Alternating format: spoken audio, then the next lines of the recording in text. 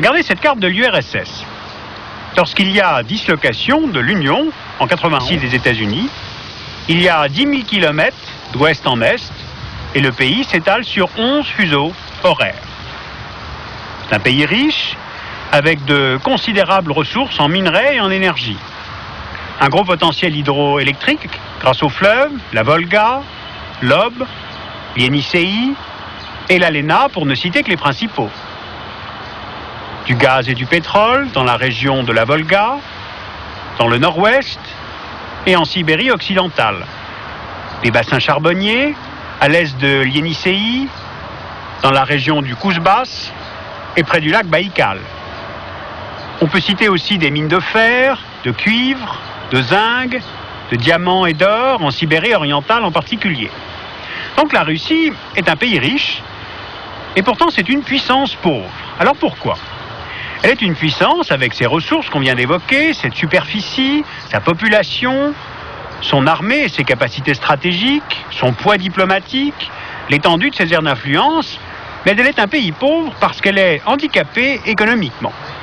Elle a vécu pendant plus de 70 ans dans un système d'économie planifiée, avec un marché captif qui était celui de l'URSS et de ses satellites, et elle n'a pas eu à affronter les règles du marché. Et elle souffre aujourd'hui des effets de la restructuration de son économie. La transition est difficile, la production industrielle a chuté de près de moitié, le chômage et l'inflation ont fait leur apparition dans un pays qui ne les connaissait pas, en tout cas officiellement. Or, justement, c'est important, cette apparition, dans un contexte de crise et économique et sociale, parce que cela suscite des tentations de revenir au passé récent, c'est-à-dire un passé communiste, où le chômage n'existait pas et où l'État prenait tout en charge. Donc la situation économique a des effets sur les votes des électeurs. Deuxième enjeu, le rapport entre le centre et la périphérie. La Russie est une fédération qui regroupe plusieurs types d'entités administratives, dont ces 21 républiques que nous vous montrons là sur la carte. Or, dans tout État fédératif, la difficulté, c'est justement de gérer la répartition du pouvoir entre la périphérie, les républiques, et le centre, et ici Moscou. Eh bien, cette difficulté est accrue lorsqu'apparaissent des volontés d'autonomie ou de séparatisme. Parce que la Russie est un pays à peuplement multiple. Car les 150 millions d'habitants de la Russie ne sont pas tous russes. Le pays compte environ 30 millions de non-russes, c'est-à-dire 20% de la population. Entre le centre et la périphérie, les rapports sont plutôt gérés sur le mode de la négociation. Regardez ces républiques. Le Tatarstan, le Bachkortorstan, la République des Komis, ou bien encore la Yakoussie-Sakha.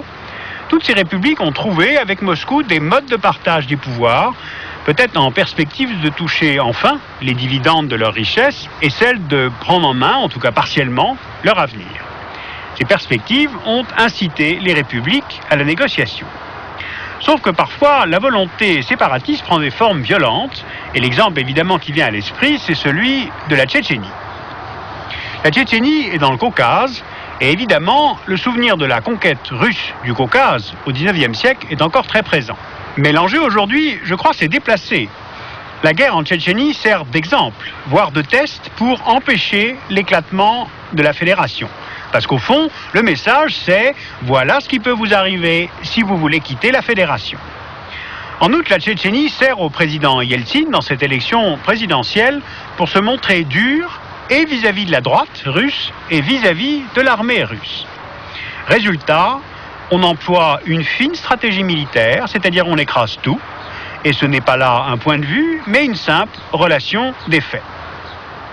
En résumé donc, la Russie doit aujourd'hui maintenir le cap de la transition économique pour satisfaire les marchés et les prêteurs internationaux, ensuite préciser les partages du pouvoir avec les entités administratives de la fédération, au fond pour ne pas laisser de place aux sirènes nationalistes, et gérer les relations avec l'extérieur pour couper l'herbe sous le pied des communistes. Alors c'est un petit peu la quadrature du cercle.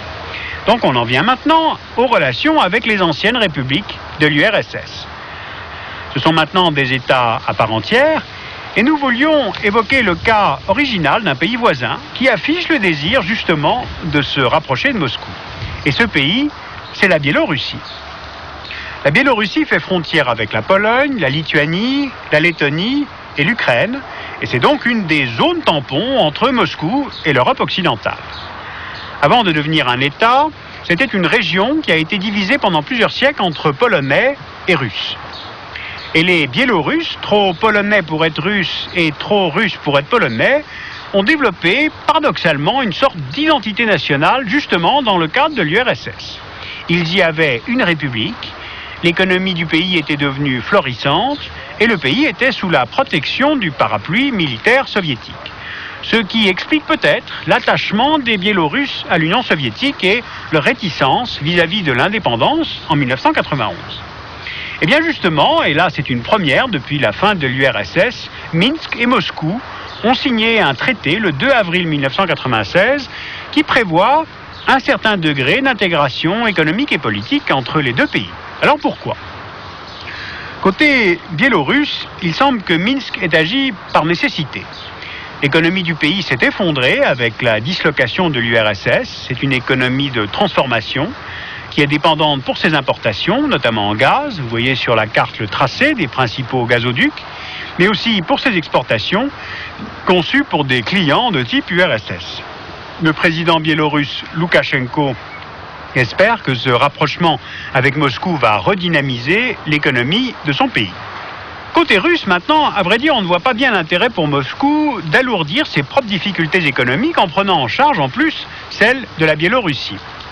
Peut-être que le vrai enjeu réside dans la position géographique même de la Biélorussie qui va permettre à la Russie un couloir de sortie terrestre vers l'Europe, ce qui précisément n'enchante pas du tout la Pologne voisine. En fait, ce traité russo-biélorusse prend sa signification dans la campagne présidentielle. Les sondages sont peu favorables à Eltsine, alors qu'ils le sont plus pour le candidat communiste Zyuganov. Or, le programme de Zyuganov tient en 2 points. Renationalisation de l'industrie et reformation volontaire de l'Union soviétique. En fait, seulement 5 ans ont passé depuis la fin de l'Empire soviétique. Ce sont les 2e élections libres dans ce pays où il n'y a pas de tradition de la pratique démocratique. Il n'y a pas non plus de programme pour les candidats.